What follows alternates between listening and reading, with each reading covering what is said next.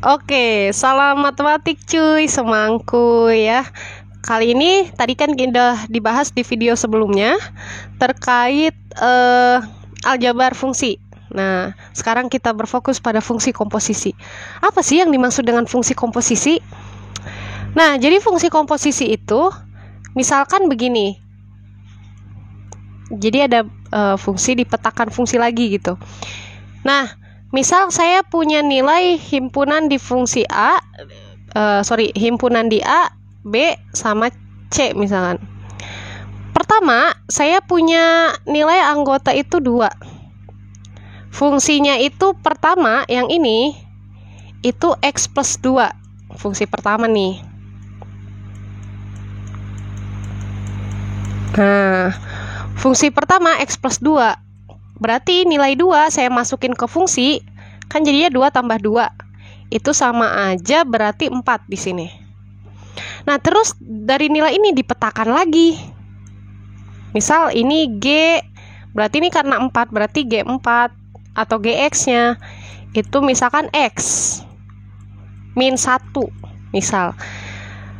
Fungsi dipetakan lagi fungsi gitu. Jadi hasil nilai ini dipetakan lagi katanya. Nah, sehingga 4 dikurang 1 berapa? 3. Nah, mungkin masih ada yang bingung, kok gini sih Bu? Nah, kasusnya gini, kalau kita kan fungsi itu cuma dipetakan 1 kali, iya kan? Nah, gimana kalau misalkan dipetakannya 2 kali, bahkan sampai 3 kali atau 4 kali? Nah, gimana tuh? Bingung kan? Nah, makanya hadirlah satu fungsi komposisi untuk menjawab itu semua. Jadi fungsi komposisi adalah suatu fungsi yang bisa memetakan setiap anggota atau memetakan fungsi ke fungsinya lagi atau ke fungsi yang lain. Itu fungsi komposisi. Jadi, atau bisa juga kita namakan fungsi komposisi adalah penggabungan, ya, penggabungan operasi atau penggabungan pemetaan 2 jenis fungsi atau lebih dari 2, ya, sehingga mampu menghasilkan fungsi yang baru gitu. Jadi biar nggak bingung, kalau kita kan fungsi ya udah dipetain aja fungsi. Nah, kalau misalkan fungsinya ada 2 nih, kita mau metain dua-duanya gimana? Makanya hadir fungsi komposisi. Nah, operasi pada fungsi komposisi itu dilambangkan bentuknya kayak 0 tapi bukan, bentuknya kayak huruf O gitu, cuma kecil. Jadi kayak gini. F, O, G misalkan gitu ya. X. Dia ada di tengah-tengah gitu kan, kayak operasi aja gitu kan ya. Di tengah-tengah cuma lingkaran kecil gitu, bukan O besar, bukan begini, bukan ya, tapi lingkaran kecil. Nah, kemudian dibacanya itu komposisi. Jadi fungsi komposisi atau F komposisi G, atau bisa juga disebutnya F bundaran G, sama aja. Nah, bentuk umumnya kayak gini. Nah, tadi kan cara bacanya ya. Oke, cara bacanya begini. F komposisi G X. Boleh. Atau F bundaran GX. Boleh. Atau F dipetakan ke G. Boleh. Bebas gitu ya. Nah, kalau misalkan F bundaran, saya nyebutnya bundaran ya di sini. Kalau F bundaran G itu sama aja nilainya dengan fungsi F atau fungsi GX dipetakan ke F. Kalau G bundaran F itu sama aja fungsi Fx itu dipetakan ke G. Paham? Jadi GX ini sebagai anggota awal, ibaratnya gitu. Nah, begitupun yang ini. Jadi anggota awal dipetakan lagi gitu. Atau nilai fungsi yang udah didapat dipetain lagi. Kan itu maksudnya fungsi komposisi kan. Jadi kalau kita udah punya fungsi, dipetain lagi. Gimana caranya? Nah, ini jawabannya. Begitu. Oke, biar nggak bingung, kita langsung ke contoh soal aja ya. Jadi ini bentuk umumnya ya. Biasanya 2 fungsi, bahkan bisa lebih gitu. Contoh soal aja ya, biar langsung paham. Jadi ada 2 fungsi. Nah, mungkin ada yang ditanya nih, fungsinya bebas nggak Bu? Bebas, seperti aljabar fungsi. Tadi kan udah dibahas, berarti fungsinya bebas. Mau kuadrat, mau linear, mau polinom berderajat 3, 4, 5, mau irasional, rasional, bebas ya. Tergantung soal yang diminta. Jadi biasanya fungsi komposisi itu diketahui 2 fungsi nih. Misalkan fungsinya yang satu ini dan yang satu ini. Gimana sih caranya untuk menentukan?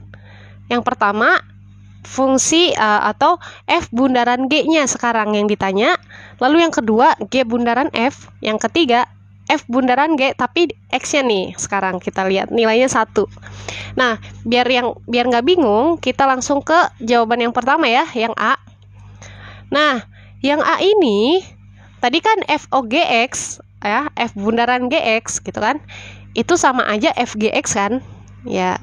Nah, yang pertama berarti kita ubah dulu bentuk f bundaran g ke dalam bentuk umumnya tadi, yaitu sama dengan FGX gitu. Nah, pertama kita tulis dulu nih fungsi pertamanya nih, ya kan? Fungsi pertamanya berarti fx-nya dulu kita tulis 2, kan karena x-nya ini gx, ini diganti gx ceritanya, maka ini gx plus 1 gitu. Oke, paham sampai sini? Oke. Nah, setelah itu apa? Setelah kita udah membentuk satu fungsi di fx, yaitu fungsi f gitu ya, maka kita tulis gx-nya sekarang. Gx-nya siapa di sini? 3x kuadrat. Berarti kita ganti gx dengan 3x kuadrat gitu ya. 2 kali 3x kuadrat plus 6. Sederhana kan? Karena ini belum sederhana, kita kalikan. 2 kali 3x kuadrat hasilnya 6x kuadrat plus 1 gitu ya. Jadi hasilnya untuk f bundaran gx itu adalah 6x kuadrat plus 1. Oke?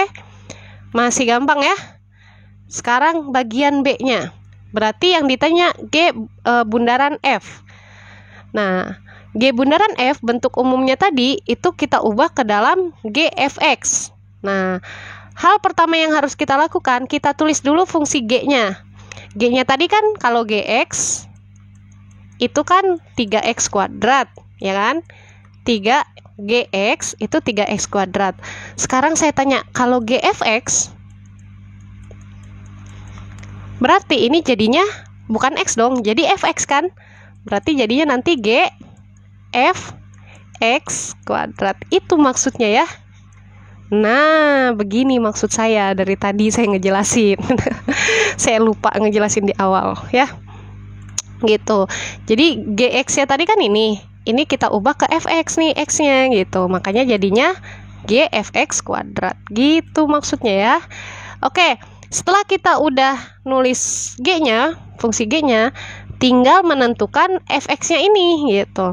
Fx-nya siapa di sini? Oh, ternyata 2x plus 1. Ganti deh fx-nya dengan 2x plus 1. Ya udah, 2x plus 1. Nah, kita sederhanakan karena bentuk 2x plus 1 kuadrat ini belum sederhana, kita sederhanakan ya. Jadi ya perkalian faktor atau perkalian kuadrat ya, sudah diajarkan. Jadi 2x kuadrat berarti 2x dipangkatkan 2, hasilnya 4x kuadrat. 2 kali 2x kali 1, 4x. 1 dikuadratkan, berarti 1. Nah, udah sederhana nih. Ternyata si 3 ini belum sederhana, karena bisa kita kalikan gitu. Jadi kita sederhanakan lagi. Jadi 3 kali 4, 12, ya kan? 3 kali 4, 12. 3 kali 1, ini 3 ya, saya salah tulis. Oke. Ini 3 ya, bukan 1. Nah, 3. Oke, itu ya. Jadi itu fungsinya. Jadi jawabannya untuk G bundaran F itu hasilnya 12x kuadrat plus 12x plus 3. Bu, boleh nggak saya perkecil misalkan? Ya silahkan gitu kalau memang mau perkecil. Tapi sampai sini juga udah cukup gitu ya. Oke, itu yang B. Sekarang yang C. Yang ditanya FG. Oh iya, ini 2. Kenapa saya tulisnya 1 ya? Saya lupa. Oke, yang ditanya FOG 2. Tadi kan FOG-nya udah, kok saya nyebut O ya? F bundaran G-nya sama aja sih sebetulnya. F bundaran G-nya itu kan dapatnya 6x kuadrat plus 1 gitu kan. Ya udah tinggal tulis aja gitu. Bla bla bla bla bla bla gitu kan. Atau kalau mau dijabarkan dulu seperti ini boleh. Jadi FG berarti 2 di sini kan? 2. Kita tulis dulu F-nya. F-nya itu siapa? 2x plus 1. X-nya kita ganti dengan G2 gitu. Karena di sini G2. G2 bla bla bla plus 1. 2 kali 3, karena G2 kan GX itu tadi 3X kuadrat. Nah, berarti kalau G2 gimana dong? Berarti 3 kali 2 gitu kan? X-nya diganti 2 kan? Gitu maksudnya ya. Oke. Dapat ya 2 kuadrat, ini 4 ya. Kenapa 2 kuadrat itu sama dengan 4? 3 kali 4 12, 2 kali 12 per 1 gitu kan, 24 per 1 25. Atau kalian boleh juga cari dari sini. Berarti f OGX katanya kan tadi ini didapatkan 6x kuadrat plus 1 kan ceritanya. Nah, berarti kalau f kok saya nyebutnya O terus ya, f bundaran G 2, berarti kita ganti x-nya dengan 2. Simple ya. Kalau ini lebih simpel lagi karena kalian udah mencari f bundaran G-nya gitu. Plus 1. Hasilnya pasti sama. 2 kuadrat 4. 4 kali 6 24. 24 tambah 1 25. Gitu. Simple ya. Gampang banget gitu kan. Kalau ini ceritanya kita nggak tahu FOG-nya, makanya dicarinya pakai ini. Jadi kalau misalkan kalian nggak tahu FOG-nya, kalian boleh cari dulu FOGX, terus baru dimasukin nilai 2, boleh. Boleh cara yang seperti ini, terserah, bebas. Nah, untuk lebih lanjut, di video selanjutnya kita akan bahas tentang bagaimana sih cara menentukan daerah asal dan daerah hasil dari fungsi komposisi. Oke, akhir video ini, salam matematik cuy, semangkuy.